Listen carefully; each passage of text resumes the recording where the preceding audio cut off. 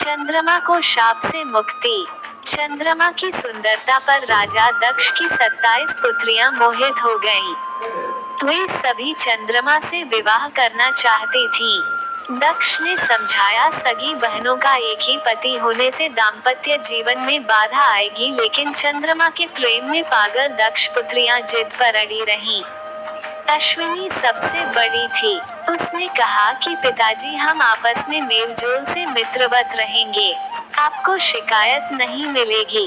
दक्ष ने 27 कन्याओं का विवाह चंद्रमा से कर दिया। विवाह से चंद्रमा और उनकी पत्नियां दोनों बहुत प्रसन्न थे, लेकिन ये खुशी ज्यादा दिनों तक नहीं रही।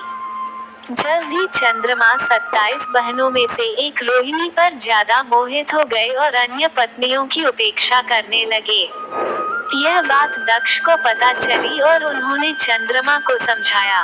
कुछ दिनों तक तो चंद्रमा ठीक रहे, लेकिन जल्द ही वापस रोहिणी पर उनकी आसक्ति पहले से भी ज्यादा तेज हो गई। अन्य पुत्रियों के विलाप से दुखी दक्ष ने फिर चंद्रमा से बात की, लेकिन उन्होंने इसे अपना निजी मामला बताकर दक्ष का अपमान कर दिया।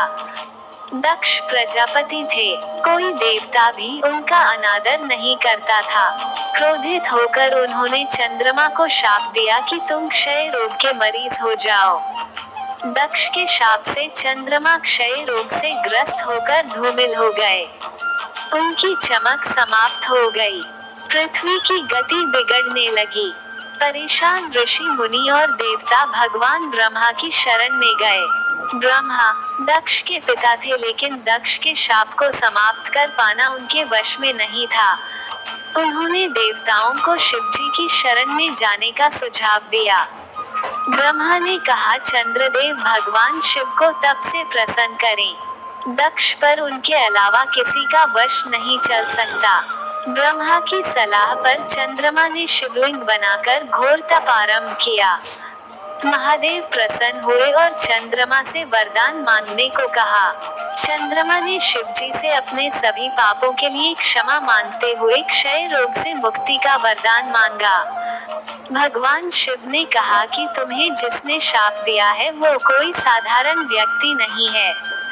उसके शाप को समाप्त करना संभव नहीं, फिर भी मैं तुम्हारे लिए कुछ न कुछ करूंगा जरूर। शिवजी बोले, एक माह में जो 2 पक्ष होते हैं, उसमें से एक पक्ष में तुम मेरे वरदान से निखरते जाओगे, लेकिन दक्ष के शाप के प्रभाव से दूसरे पक्ष में क्षीण होते जाओगे।